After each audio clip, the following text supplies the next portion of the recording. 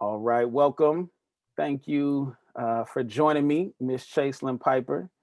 Thank you Pleasure for to pleasure to have you a part of, this Future Achievers interview. Excited to be able to talk with you today. I love having these conversations, trying to bring, inspiring people into these conversations to hopefully inspire youth to look at their situation and to really believe that they can achieve, as well and can have and realize success.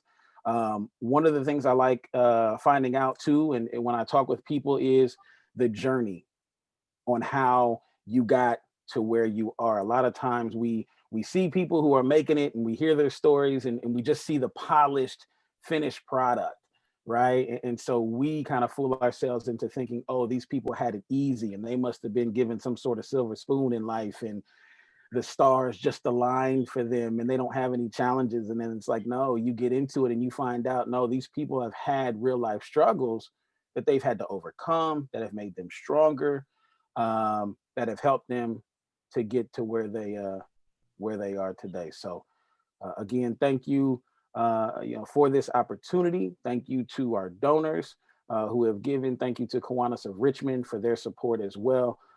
And let's get into this, Miss Chaslyn Piper. So please introduce yourself. Tell us what you're doing.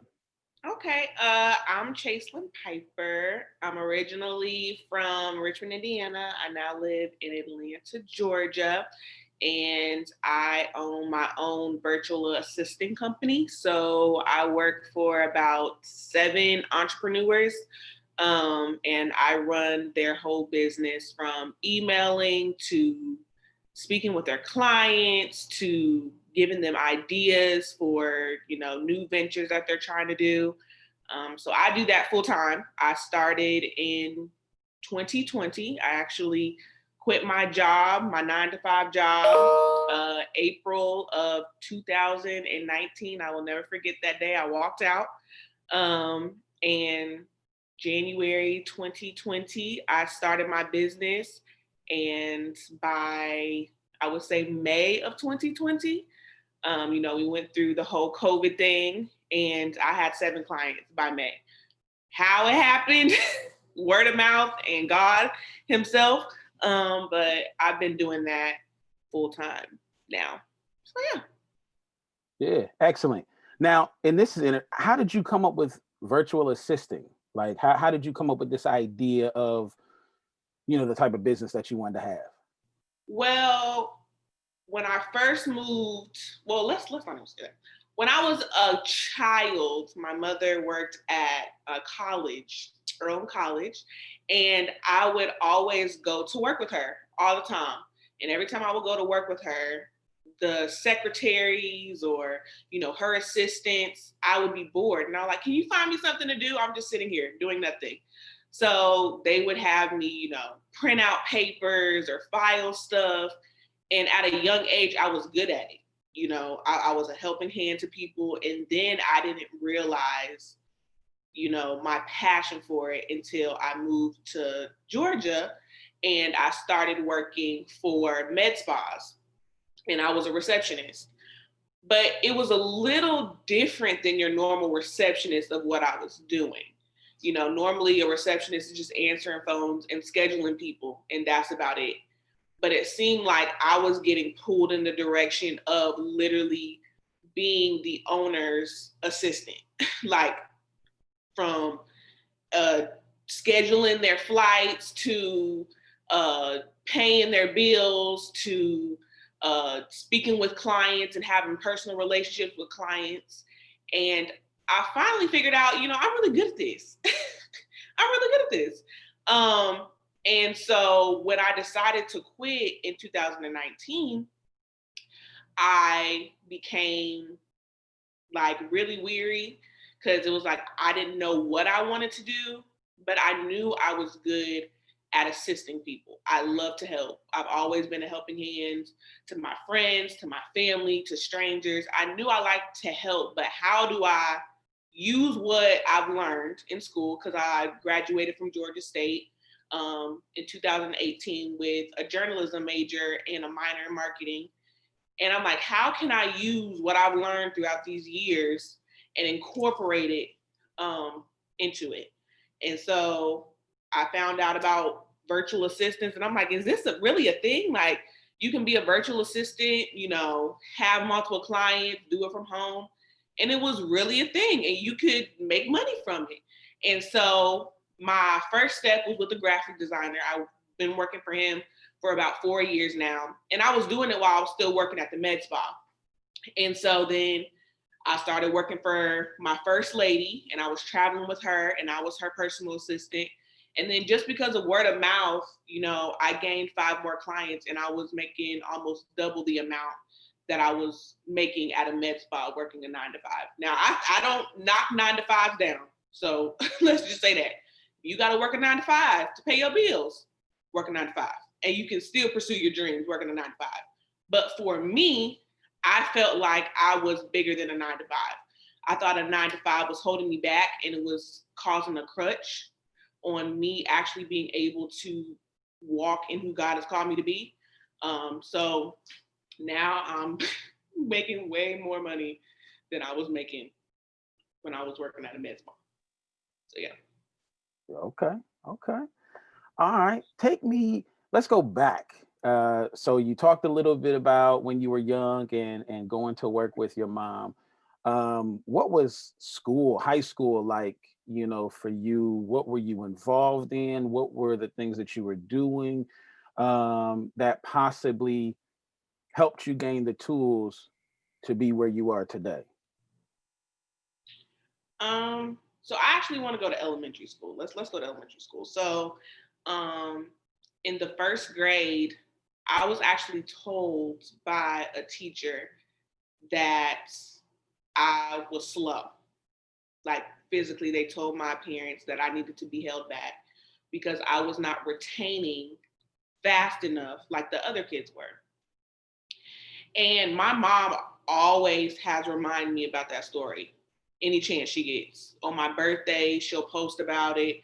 And it's just a reminder of kind of where I've came from, because I did have a problem with learning at a young age. And so I, from first grade, I was working 10 times as hard as other people.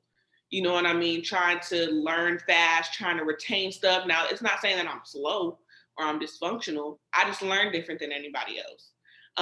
So by the time, you know, I went through elementary and middle school, fam, the same teacher that was saying that I needed to be held back was the same teacher that I invited to my school when I was on honor society in high school to graduate.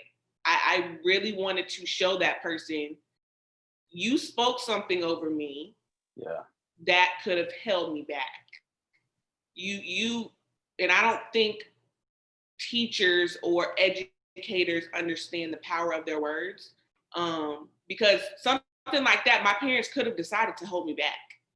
You know what I mean? And then I possibly could have been in a whole different school because, you know, they thought I was slow and all this kind of stuff. But because I had parents that pushed me enough, you know, by high school, you know, I was in dance. So I was dancing with my school dance team. I became the first African American captain ever at that school for the dance team, which was shocking to everybody because the high school is kind of a little bit predominantly white. You have the African Americans, but it's a section of us. You But know, wait a minute. Let me cut in real quick. I'm sorry. What year is this that you were this the captain? I so I was an officer. When did I graduate? 2014, 2013. Lord Jesus, it's been so long. I'm old. I graduated 2014. So I was captain from 2013 to 2014. And that was the first captain that they've ever had. So that's what's shocking to me, is that it took until 2013 for there to be the first African American captain. And I don't know why that is. I mean, maybe they could say, well, hey, we didn't have I very don't many know African either. Americans on the team, or whatever the case may be. But it's just like knowing our, our history in this country. It's surprising that it went all the way until 2013. But it still reminds you of what a teacher said in the first grade to them being a leader, the first leader in a sense, because you had officers, but you had like four officers, and that was kind of like you help people in the dance class and whatnot. But I was the first captain, and she still had officers, so they were under me. So people kind of had to come through me first before they went through them. And so it was shocking to a lot of people. A lot of people, even that were on the dance team, had a problem with it because they're like, "You never had a captain before. Why all of a sudden you want to have captain? It doesn't make sense." It still don't make sense to me, but it was an amazing experience. But I think my dance teacher saw something in me that I didn't see in myself. And so even talking about it, it still shocks me. I'm like, how did I end up being a captain of a dance team and being the first African American captain of the dance team? Because over the years, it's probably been like 2 or 3 African Americans on the dance team. And it's about 12 to 15 girls on the team. So if you count that ratio over the years, it's like, how in the world did that?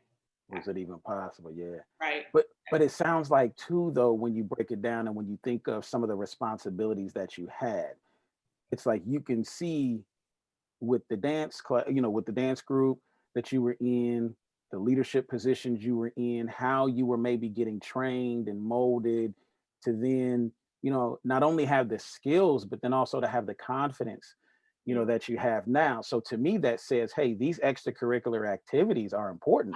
Yeah. And there's so much more that young people can learn and gain from this than just learning how to dance. Exactly. Yeah. Exactly. Now, the other thing I heard you mention a couple of times is your parents. So how important was the role that your parents played, and what role did they play in bringing you up, helping you to become the person that you are? So my parents, I will always say, are like my ride or dies. Like I'm an only child. So some people call it spoiled. I call it blessed.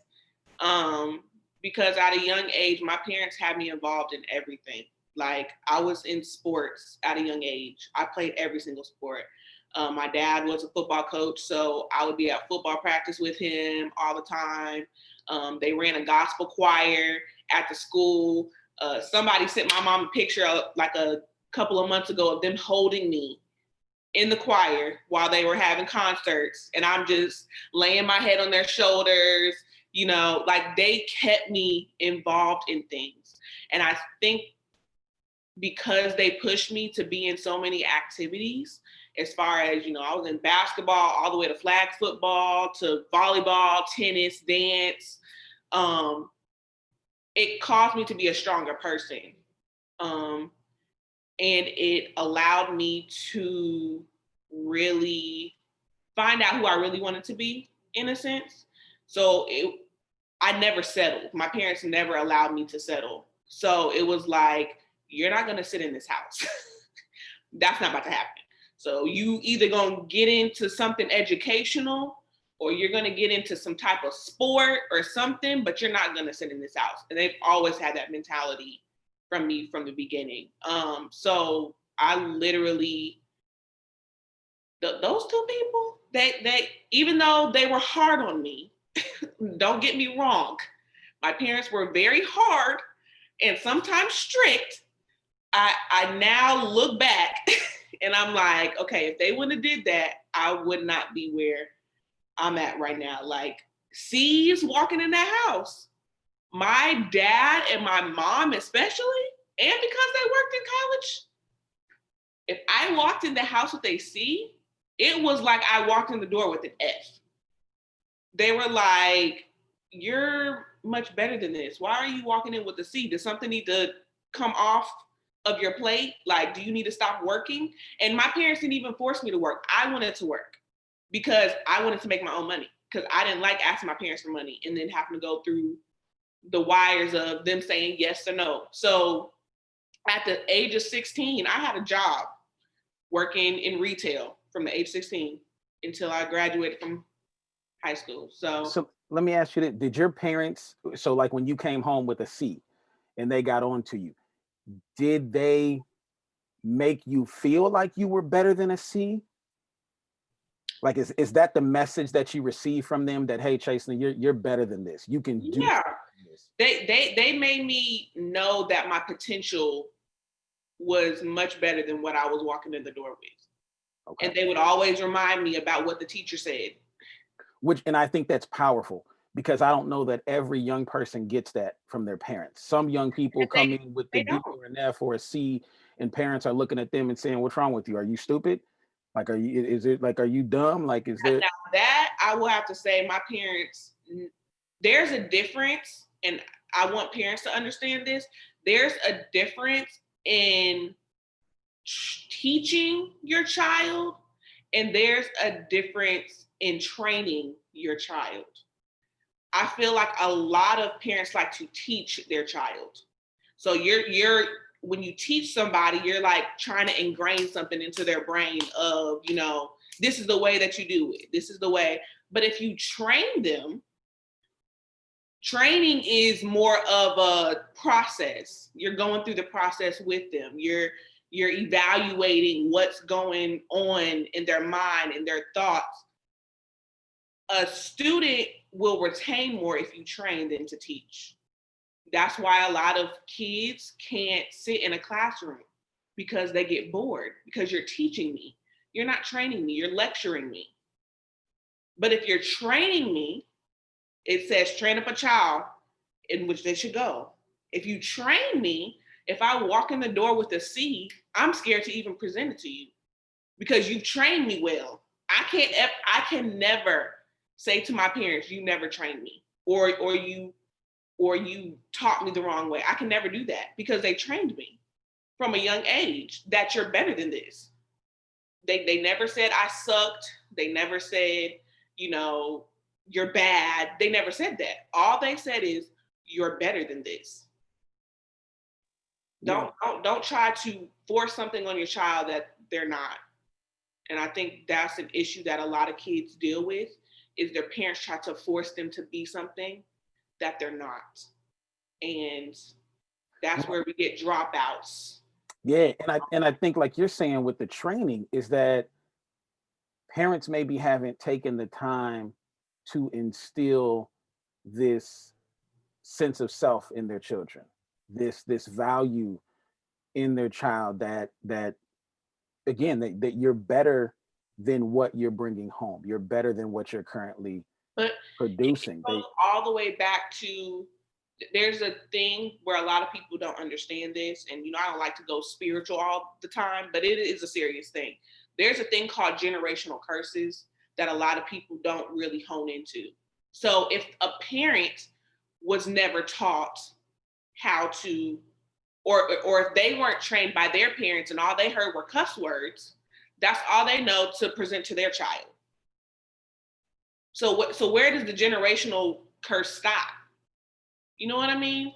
And it, like, where does it stop? And the only way you can figure out where it stops is, you got to figure out what the issue is. Is it you're talking to them in the wrong way? Is it you're not giving them enough attention? Is it you're forcing them into becoming something, a doctor or a lawyer, and they don't want to do that? They want to be an engineer, or they want to be a musician. Like, you have to think about stuff like that, because it causes kids to retreat. How are you going to force me to be a doctor and I like music? You know what I mean? How are you going to force me to sit in science classes or AP classes, and I don't even want to do that? I'm not even going to go to school for that. You know what I'm saying?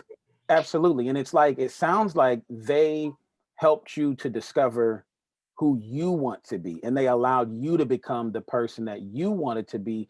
But again, they trained you, equipped you with the skills, with the knowledge, with the values to make it, to Mhm. be that. They didn't say you're going to go off and be a doctor. no, Chaslyn, you're going to go and be best at whatever it is that you choose. And I like that because, again, so to me, then that makes me think, oh, wow, then maybe that's why they put her in so many different things, to give her a variety of experiences to help her choose. Do you want to be a basketball player? Do you want to be a singer? Do you want to be a scientist, a doctor, or this or that? You know, Yeah, and I don't want anybody to think that I didn't fail, because okay. I failed several times. Okay, I tried to go over what my parents would say a lot of times. So don't think that I'm just the bright-eyed, bushy-tailed child and I was just sweet. No, that I tried to retreat a lot of times from what my parents said, and that's just a child. You know what I mean? It's a child, but every single time I fail, they were always there to pick me up. But it wasn't there to pick me up to not teach me something out of it or train me something out of that. They always had something, useful that I can use from the situation that I fell in. So, yeah. So, and when you talk about failing, I mean, because again, that's to me, that's the grind. That's the struggle to get to where you are today. I mean, if you don't mind, what are you considering? Sorry.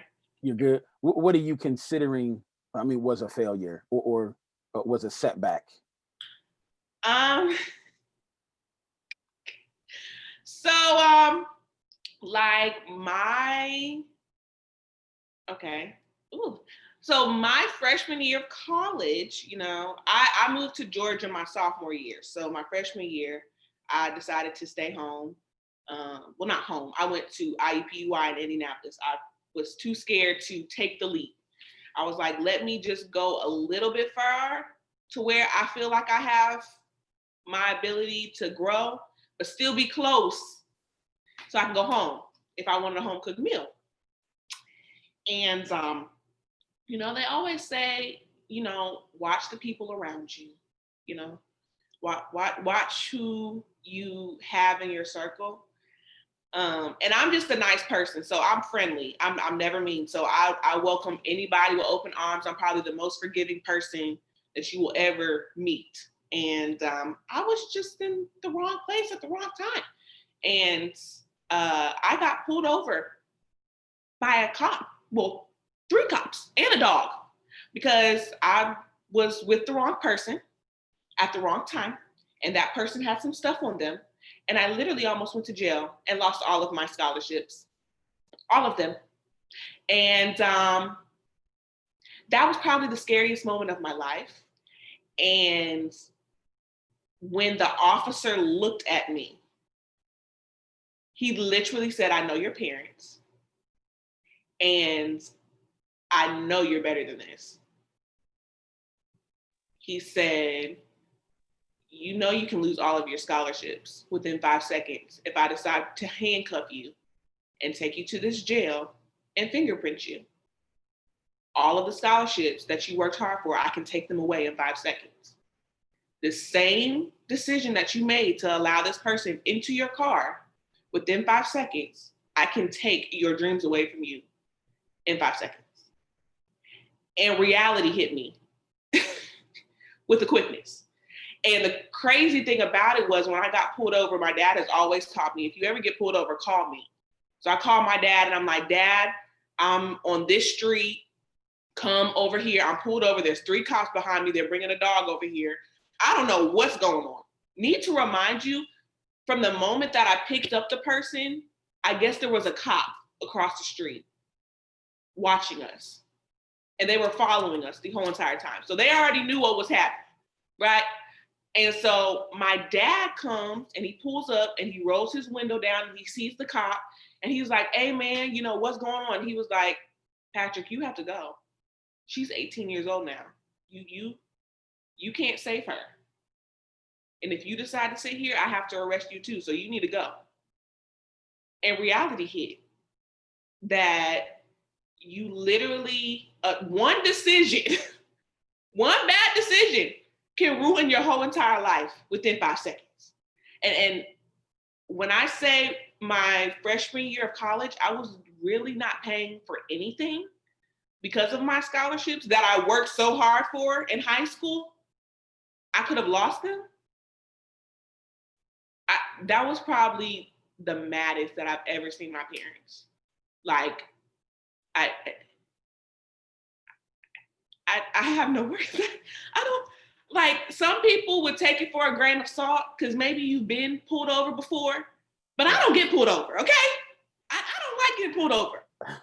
And to get pulled over and to have 3 cops behind you and a dog, like, my life could have literally ended in 5 seconds. But my parents, you would think that, my parents would condemn me and they would badger me and all that kind of stuff. By the time I pulled up to my car was there. Car was at my house. My dad was there. Car, you came to my house. You came to my house. Yes, you were. Yes, you did. My dad was there, and I was getting lectures from everybody that had their little comments to say. Because, stuff gets around to my family in 5 seconds. I don't know how. But by the time I walked in that door and my dad sat me down, he said, all I got to say is, I hope you learned your lesson. That's all I got to say. Yeah. I thought I was going to get cussed out. He literally just said, I hope you learned your lesson. Well, and going back to what you said, the officer pulled up, rode up to you, looked at you and said, again, that message of you're better than this. The same message that you got from your parents coming up, the same value system they instilled in you came back to you. Because I'm sitting here. And the bad thing about it is, my parents know a lot of people, okay? And Richmond is not that big. It's very small. So the sheriff, when my dad went to go speak with the sheriff, because, my dad knows everybody, he went to go speak with the sheriff and was like, okay, can you just give me the rundown of the whole thing? Like, do we need to go to court? How do we need to handle this? The sheriff literally told my dad, because I know the potential of your daughter, I'm going to act as if I did not see this. But I do want to let you know that we were watching her the whole entire time.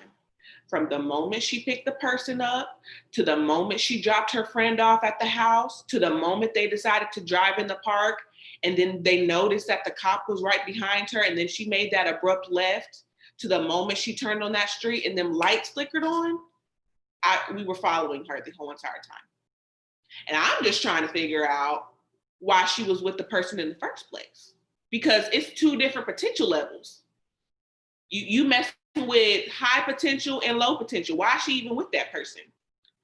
And I had nothing to say. I was lost for words. So I sat there quiet because they told the truth. I don't know why I was with the person. I was just trying to have some fun for one night, and one fun almost ruined my whole entire life. Honestly, I could be in jail by now. Well, and I think too, the fact that they followed you, and so they saw when you entered the situation and they knew what was going on from jump. They must, like you said, they were watching this particular individual, and so they knew what the situation was. Now, not everybody gets that opportunity. I mean, it could have went down totally differently, and of course, we've seen situations where, minor, stops like this could lead to something, more catastrophic, people losing their lives and things like that. And that's what I'm sitting here wrestling with in my mind. Like, and what I come back to is, again, as I believe what was instilled in you from the beginning, what was planted in you from your parents and the way you were trained caused you to look at this situation and react differently. I mean, some other people might get upset, or some other people might be, mislabeled because of some of their poor decisions, or maybe this generational curse you've spoken of, so on and so forth. And so the things worked out, totally different, for them. And so, man, the importance for me, it kind of goes back to this whole idea of how you're trained. And I think too, that is, from the standpoint of your parents, that is an intentional act. Like, you don't just have a child and say, our child's just going to grow up knowing that they're great people and that they're amazing, and that's it. Like, it seems like, and I feel like this as a parent myself, no, you have to sit down and you have to have a conversation with your partner, and you have to say definitively, no, this is what we're going to teach our child and how we're going to do it. Like, we have to take these steps and create this process. We have to be very purposeful with it. It's not by accident, that you were trained the way that you were, and not by happenstance. And so, um, And I mean, it's really sad to say, but as African Americans, we have to go a little bit above and beyond when it comes to training our children, because the sad thing about it is, and I hate that we have to even talk about it, but the sad thing about it is, you walk into a classroom with, and I don't want to racialize things, but you walk into a classroom with a white teacher and they're already pinpointing you from the moment you walk in the door. And it's not because of something that you've done. It's something that we've put a label on ourselves. You know what I mean? Like, we have to get to a point where we have to teach our children before they walk into a classroom. You are labeled, okay? Are you going to make a great impact and prove the teacher wrong? Or are you going to meet the standard that we've all seen? Do you know what I mean? Like, we have to go through it. It's nothing, to hide from, but we have to speak a thing when it is a thing, and that is a thing. As African Americans, we have to work a little bit harder, especially when you're in a community that is not predominantly African American. Okay. So you had to make a decision Yeah. on how you were going to live your life and the things that you were going to do. What was the decision that you made after that traffic stop? When you had that moment with reality, what was the decision you made from there? My decision was, I'm not going to be successful if I stay here. And I'm not saying this for everybody, because I have a lot of people from my hometown to still tell me, I wish I would have made the decision that you did. I wish I would have went the route that you did. It was a decision that I had to make for myself. Okay. My parents didn't even know that I applied to Georgia State or that I paid the $50 fee. I paid that myself for admissions. I filled out the application all by myself. I did it all by myself. And I told my parents when I got accepted. And my parents were shocked when I told them, and they were like, so you don't know anybody down there. You know one person down there. And they would live like an hour away from you when you move. So what are you going to do? Start a new life? I felt like if I would have stayed, I would have been in jail. I felt like if I would have stayed, I would not have grown into the person that I am right now. And I'm not saying that is for everybody, but sometimes you have to get out of your comfortable environment. And I felt like I was comfortable at that point. When I got pulled over, I literally felt like I was comfortable. And the reason why I say that is, everybody knew my parents. My parents had good graces with everybody. We were kind of like a prominent family in Richmond. Everybody knew us. So it was as if like, okay, if Chaslyn makes a mistake, then she'll be fine because of her parents. And I'm not the type of person where I'm about to rely on that. I felt like I needed to be pushed a little bit. And in order to be pushed, I needed to leave. And I left. It was my freshman year. School ends in May. By August, I was moving to Georgia. And I've been here for 6 years. Wow. Okay. Now, I wrote something down and underlined it, and so I want to come back to it now. You have made mention of God, of you've made mention of your faith a few times in this conversation. Tell me, how important is God, is your faith in your life? What has it done for you? Like, I mean, do you feel like it's brought you to where you are? Or, I mean, is that Yeah. In high school, I was always labeled mama, or I was always labeled church girl. But that's just because, my parents always instilled in me that without God, it's impossible. Like, we can tell you things and we can give you advice, but at the end of the day, God is the author and the finisher of everything. So that is the person that you need to lean on. And so when I first moved here, I'm not even gonna lie, I went through a depressing stage in my life. When I moved here, my parents got a divorce. I was in a whole new area by myself. My friends weren't here. I couldn't just go around the corner and go to my friend's house and stay the night and get away. I was literally here by myself.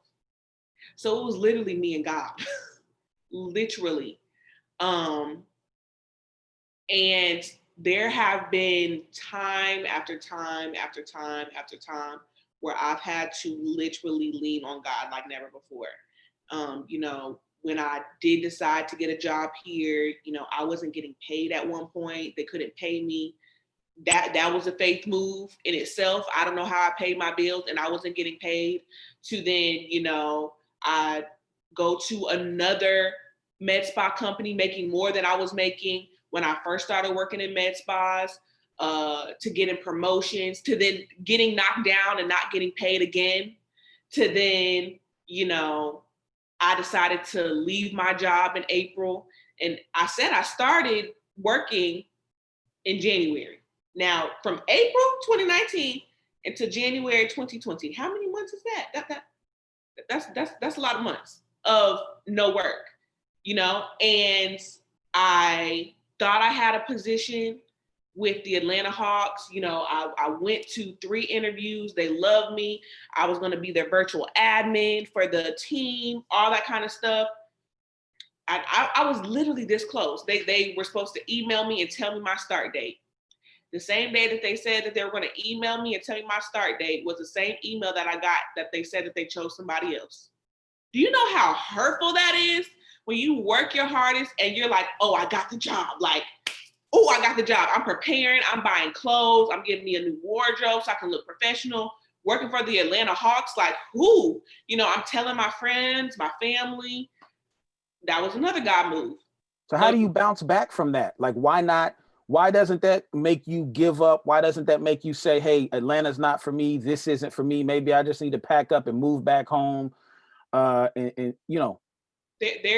a word called purpose. So when you know the purpose on your life, if you really, really know the purpose on your life, things like that aren't going to knock you down. Now, will you get the wind sucked out of you? Yeah, you definitely will. That's like a jab in the chest and you're like, but what you going to do? You're going to breathe again. You're not about to lose your breath.